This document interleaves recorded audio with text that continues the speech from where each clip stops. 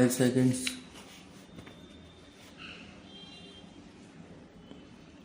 Sir, I come to the Second Amendment Bill. Here the Honorable Minister wants to make an improvement.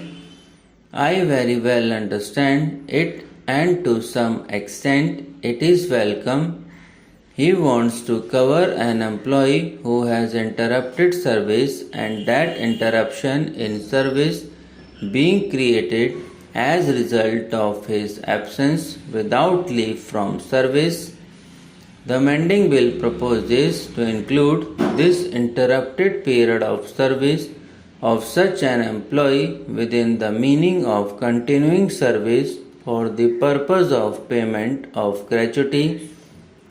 This much I welcome, but I would like to point out to the Honorable Minister that regarding 240 working days, the ambiguity is still there, and the day may not be far off when the Supreme Court may interpret it in another way, and you may have to come with another amending bill before the House so that ambiguity should have been cleared by you.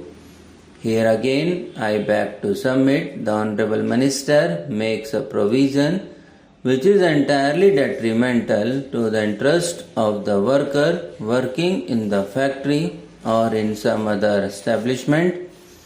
Sir, I would like to draw the attention of Honorable Minister. Of course, he knows everything that is contained in the bill that on page 2 of Payment of Gratuity Amendment Bill 1984, it says not being absence in respect of which an order imposing a punishment or penalty or treating the absence as break in service has been passed in accordance with the standing orders, rules or regulation, etc. Here again, an unscrupulous employer, the number of whom is not small in our country, of course, may take advantage of this provision and for some reason or other, even on flimsy or false grounds, may impose a break in service of an employee every 4 years and thereby deprive the employee of his legitimate claim of gratuity. So this provision should not have been there, and I would submit to the Honorable Minister that the entire stipulations within bracket in this section 2A should be deleted for the workers working in factories and some other establishments.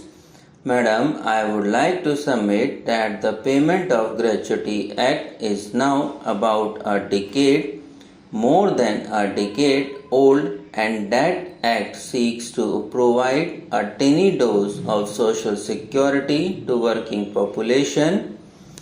Further, I would like to draw the attention of the Honorable Minister to the fact that the working of this act, the experience of the working of this act, the Payment of Gratuity Act 1972, for the last 12 years has not been too much success.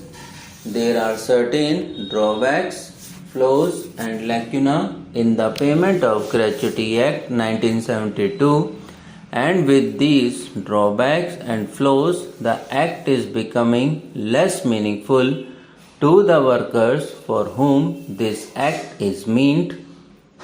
I would like to mention just a few of them. There is a provision that a worker is entitled to get gratuity only after he has completed 5 years of service. Why should there be this limitation of 5 years? Let us take an example. Let us say a worker becomes disabled after 3 years of service. What will be his position? The demand of the working people is that such a person should be paid gratuity for the period of service rendered by him so that with this gratuity amount he may be able to sustain himself for some days or for month or two. You should, I submit, at best bring down this period of limitation to 1 year of service, because 1 year's duration of service is, I think, quite sufficient to assess or gauge the performance of a worker or employee working in a particular establishment. Then again, madam, there is another drawback which lies in the Principal Act, namely the Payment of Gratuity Act 1972, that is, the Gratuity Act amount of a worker is not adequately protected. Therefore, I would suggest that such a statutory measure should be brought forward by the government, which will enable the gratuity amount to be adequately protected. There has been a constant demand from different sections of the workers that a gratuity fund should be created like the Provident Fund, with this difference that in the gratuity fund only the employer will be required to deposit his portion of the money.